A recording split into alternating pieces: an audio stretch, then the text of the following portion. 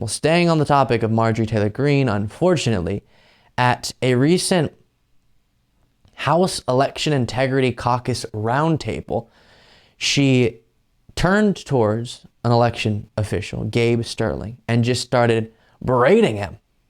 Very upset with this election official for telling the truth, for explaining the election was not stolen in the state of Georgia.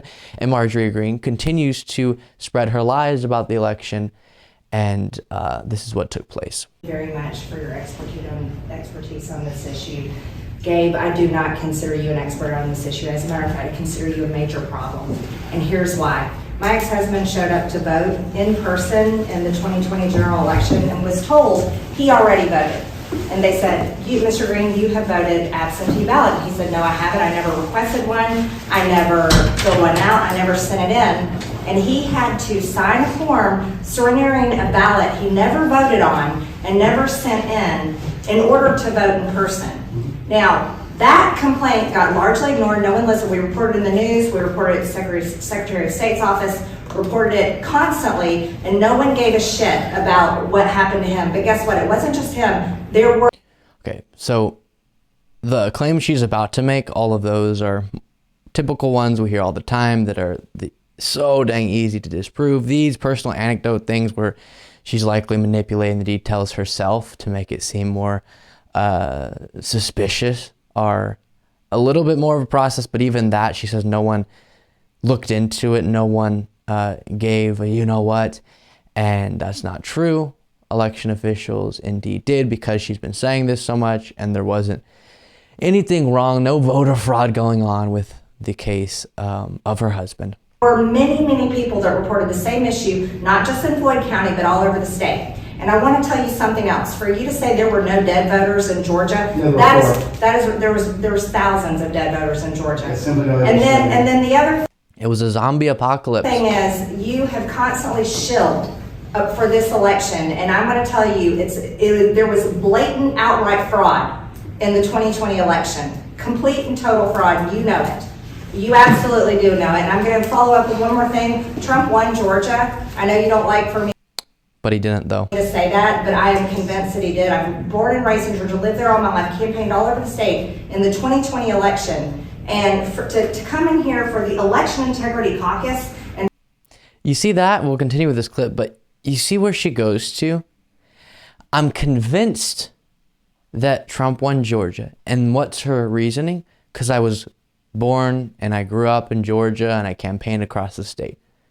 Okay, so the people you hung out with were Trump supporters. So you think there's no way Biden could win the state.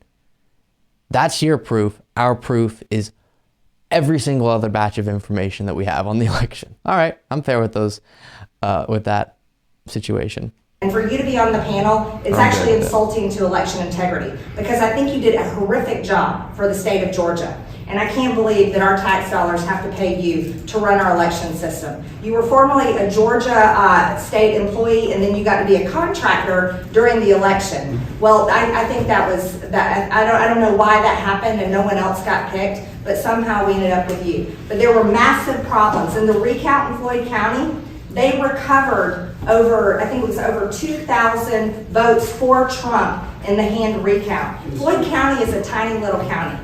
Teeny tiny little county. To recover over... The election official who actually is aware of the facts of the situation is just wincing this whole time. 2,000 votes for Trump in a hand recount is outrageous. And then we have the whole catastrophe of suitcases coming out from under the table, videos of them re-scanning stacks of ballots. All of this went on, but the Secretary of State's office said, oh, flawless election in the state of Georgia in 2020. And it's not. I'm sorry, it's not. And I hate to tell you, but there are many Georgians, and I'm one of them, that have no faith in our election system in Georgia. And I'm still upset about it. Okay. The reason why a lot of people don't have faith is because of individuals such as yourself who keep lying about the election. So, like I said, the husband thing, nothing wrong there.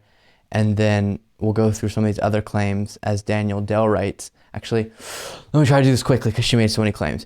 Greene falsely claimed that Trump won Georgia, though he lost by 11,779 votes, fair and square, in a state with a Republican governor, Republican election chief, and a Republican-controlled legislature. She falsely claimed that there were thousands of dead voters in Georgia, though Georgia election officials have found only 4 such cases in the 2020 election to date, and Trump's allies' claims about various other supposedly deceased voters have been disproven by CNN and others, and she falsely claimed that a video showed workers in Atlanta's Fulton County doing something nefarious while counting ballots, though the workers were simply doing their jobs. And though false claims about the video have been debunked, and not only by Sterling, but by Trump's Deputy Attorney General and the Trump-appointed former U.S. Attorney in Georgia, among others. Point is, everything she said was false. That's the summary of what we just read. So we've gone through, on an individual basis, all these things. Oh, there were suitcases. Oh, they were, what did she say about scanning? And you could tell they were bringing in fake ballots. And the times I've asked individuals who say that to send it to me, either I never get it sent, or I get it sent and it's just a very normal video of election officials doing their job, counting ballots. And then the claim that thousands of dead voters voted just didn't happen. Just didn't happen. So it is really wild when people get so detached from reality that there's no way to bring them back. Because if all of the evidence that we have that this election was free and fair, this election was not stolen from Trump, if we have all of that and still a massive population of people doesn't believe it, and Marjorie Greene knows she'll be a hero among those individuals doing this political stunt, we're in a scary place. Because there really isn't that much more that we could provide other than them sitting there and counting every single ballot themselves. And it's a really scary time that we're in.